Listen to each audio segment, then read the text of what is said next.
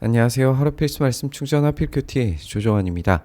오늘 함께 나눌 하나님 말씀은 요한계시록 10장 1절에서 11절까지 말씀입니다. 내가 또 보니 힘센 다른 천사가 구름을 입고 하늘에서 내려오는데 그 머리 위에 무지개가 있고 그 얼굴은 해 같고 그 발은 불기둥 같으며 그 손에는 펴놓인 작은 두루마리를 들고 그 오른발은 바다를 밟고 왼발은 땅을 밟고 사자가 부르짖는 것 같이 큰 소리로 외치니 그가 외칠 때에 일곱 우레가 그 소리를 내어 말하더라. 이렇게 되어 있습니다.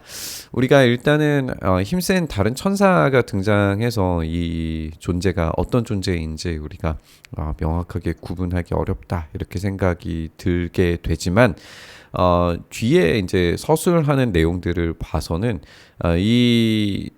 힘센 다른 천사로 표현하는 이 존재가 바로 우리 예수님을 표현하는 것이다 라고 읽을 수 있습니다.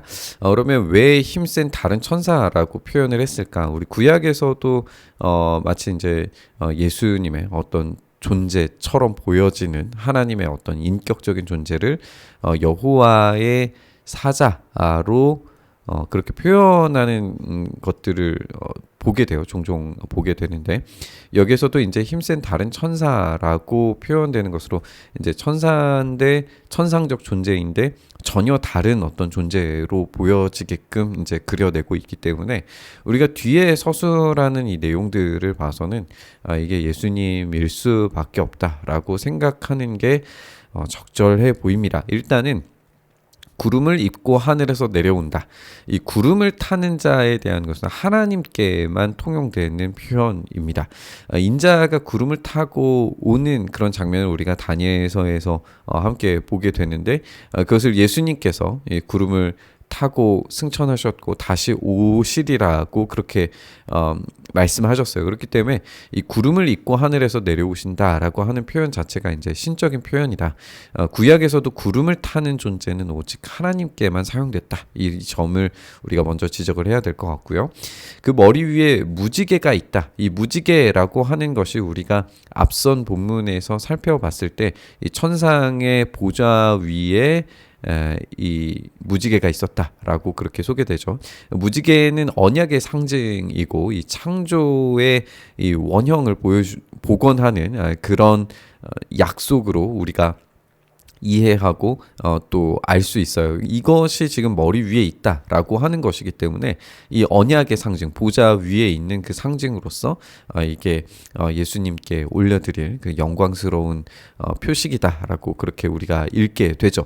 또 얼굴은 해 같고 이거는 이제 우리가 요한계시록 1장에서 함께 살펴봤었던 그런 모습이고 발은 불기둥 같으며 이것도 마찬가지로 이제 1장에서 예수님의 그 발이 빛나는 노쇠 같이 빛났다라고 하는 그 표현으로 우리가 읽을 수가 있죠.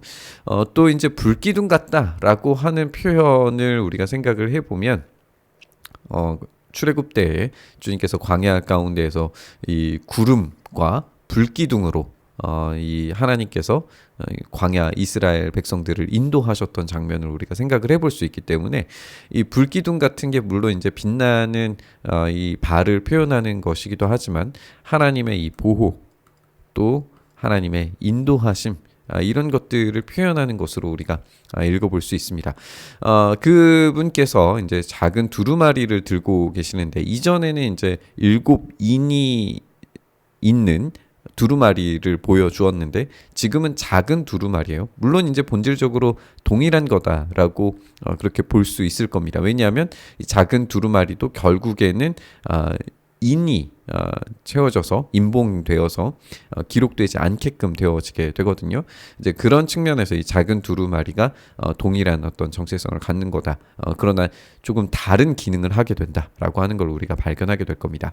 여기에서 일곱 우레가 소리를 내어서 말하는데 일곱 우레가 말할 때에 내가 기록하려고 하다가 곧 들으니 하늘에서 소리가 나서 말하기를 이 일곱 우레가 말한 것을 인봉하고 기록하지 말라라고 그렇게 되어져 있어요. 그러면 우리는 일곱 인에 대해서 나눴고 일곱 나팔에 대해서 이야기 나누고 있고 또 일곱 우레가 있는데 이 일곱 우레는 인봉되어져 있습니다. 왜 인봉되었는지에 대해서는 우리가 알 길은 없지만 기록하지 말라라고 하는 것이 이제 이것이 여전히 비밀에 쌓여져 있다라고 하는 측면을 우리가 생각해 보게 되겠죠. 그러면 무엇이 비밀인가? 이 복음에 있어서의 지금 마지막 남은 비밀이 무엇인가 생각을 해보면 마지막 때가 언제입니까? 라고 하는 질문에서는 여전히 이 비밀이 유효하죠.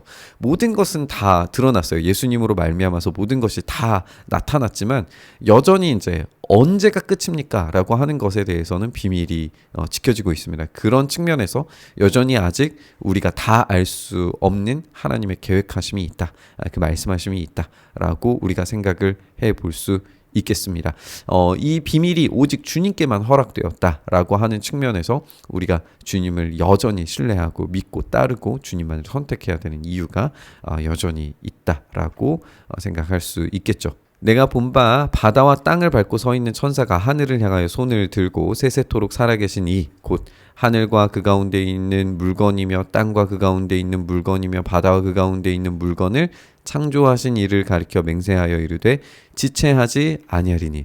우리가 이제 이 비밀로 새겨진 게 언제입니까? 라고 그렇게 생각을 했고 이것이 우리의 기도의 제목이라는 것도 함께 나눴었어요. 그러나 그럼에도 불구하고 주님께서는 지체하지 않고 그 일을 이루실 거다라고 약속하십니다. 일곱째 천사가 소리를 내는 날 그 나팔을 불려고 할 때에 하나님이 그중 선지자들에게 전하신 이 복음과 같이 하나님의 그 비밀이 이루어지게 만드실 겁니다. 하늘에서 나서 내게 들리던 음성이 또 내게 말하여 이르되 내가 가서 바다와 땅을 밟고 서 있는 천사의 손에 펴놓인 두루마리를 가지라 하기로. 인봉되지 않은 이 편 두루마리는 이미 계시되어져 있는, 이미 우리에게 알려져 있는 것이다 라는 것을 알 수 있어요. 내가 천사에게 나아가 이 작은 두루마리를 달라 한즉 천사가 이르되 갖다 먹어버리라. 내 배에는 쓰나 내 입에는 꿀같이 달리라 라고 그렇게 이야기를 합니다. 그러니까 알려진 이 비밀, 계시, 복음, 복음이라고 하죠. 이 복음을 이제 먹어야 해요. 그런데 지금 이것이 배에는 쓰지만 내 입에는 꿀같이 달다. 이것이 이제 어떤 의미를 가지고 있는지 우리가 생각해 봐야 되는데 일단 이게 구약적인 배경을 가지고 있다는 것도 지적을 해 봐야겠죠. 우리가 에스겔 말씀 확인하면 동일한 유사한 이제 내용의 본문을 우리가 만나게 됩니다. 그때 이제 에스겔에서 이 두루마리를 먹는 장면은 의미 자체가 뭐냐면 이 말씀과 동기화 된다는 거예요.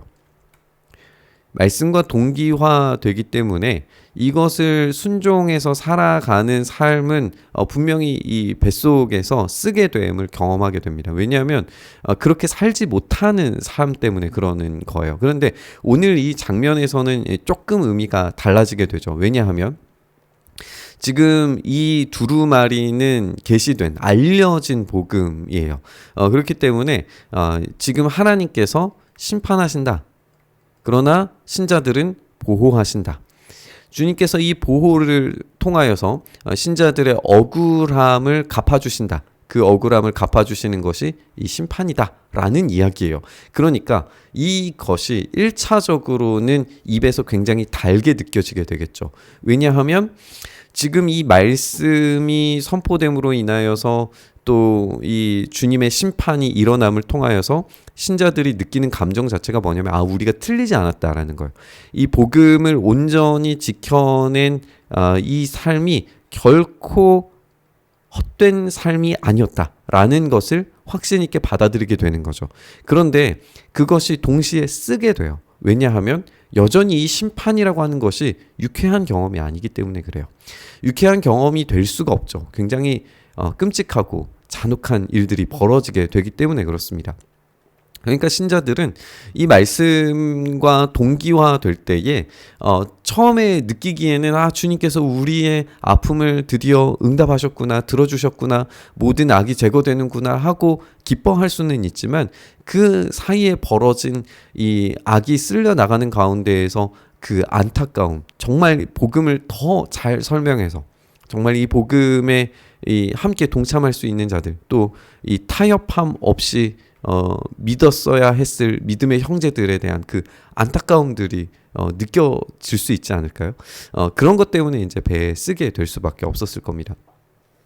내가 천사의 손에서 작은 두루마리를 갖다 먹어버리니 내 입에는 꿀같이 다나 먹은 후에는 내 배에서 쓰게 됩니다. 이렇게 말씀이 삶의 동기화되는 모습을 보게 돼요. 그가 내게 말하기를 내가 많은 백성과 나라와 방언과 임금에게 다시 예언하여야 하리라. 말씀이 쓰게 느껴진 것, 그 재앙과 같은 일들이 벌어지기 전에 이 끔찍한 일들이 벌어지리라고 하는 그 예언에 대해서 여전히 책임감 있게 이 복음을 전해야 됩니다. 그것이 우리 믿는 자들이 가져야 되는 의무이고 책무입니다. 우리는 비밀을 이제 밝히 알게 됐어요. 이 모든 역사적 흐름들이, 이 과정들이 마침내 끝날이 이르렀을 때 불신자들, 비신자들과 여전히 완고하게 주님을 버리는 자들에게 벌이 임하게 될 겁니다. 그것을 경고하고 주님께 돌아오라, 회개하라 라고 말할 수 있어야 됩니다. 그것이 복음을 가진 자들, 이 영광스러운 승리를 마침내 거머쥐게 될 자들이 가져야 할 책임인 거죠. 주님께서는 영광스러운 승리를 우리에게 반드시 주실 겁니다. 그 영광스러운 승리를 우리는 기뻐하고 즐거워하게 될 겁니다. 그러나 여전히 마찬가지로 이 복음에 동참하지 못하는 이들을 향한 안타까운 절절한 하나님 아버지의 마음을 같이 느낄 때에 우리는 뱃속에서 쓸 수밖에 없을 겁니다. 주님께서 이 땅과 바다를 밟으시고 정복하신 그분께서 우리를 보호하시고 지키시는 것을 우리가 경험하고 있다면 우리는 담대하게 우리의 생명을 어찌할 수 없는 자들을 두려워하지 말고 우리의 영원한 생명을 책임져 주시는 모든 것들을 정복하신 주님께 우리의 삶을 온전히 드림으로 우리가 많은 백성과 나라와 방언과 임금들에게 예언해야 하리라. 그 마지막 날이 어떤 방식으로 이루어질 것인지에 대해서 확실한 예언을 하는 그 일들, 그 책무들이 우리 안에 주어진 줄 믿습니다. 오늘 그 책무를 다하기 위하여 이 복음에 온전히 순종하며 복음을 전하는 삶을 살기 위하여 오늘 우리가 용기 있게 이 복음을 전하는 일을 할 수 있었으면 좋겠습니다. 그 일을 다시 한번 우리 마음속에 이 복음에 대한 열정, 구령의 열정들을 다시 한번 회복시켜 달라고 우리가 기도하면서 우리 묵상의 자리로 나아가시죠. 주님, 그렇게 우리가 복음의 메인, 이 구령의 열정의 메인 그런 삶을 살 수 있도록 주의 은혜 더하여 주시옵소서. 우리의 승리자 되신 주님을 우리가 굳게 붙잡으며 주님께서 마침내 우리를 보호하시고 승리하게 하실 줄을 우리가 확신하며 동일하게 이 복음을, 영광스러운 복음을, 승리의 복음을 다른 이들에게 전할 수 있는 용기와 능력 더하여 주시옵소서. 그렇게 복음의 위대한 승리를 우리가 믿고 바라며 우리 주님 예수님 이름으로 기도드리옵나이다. 아멘.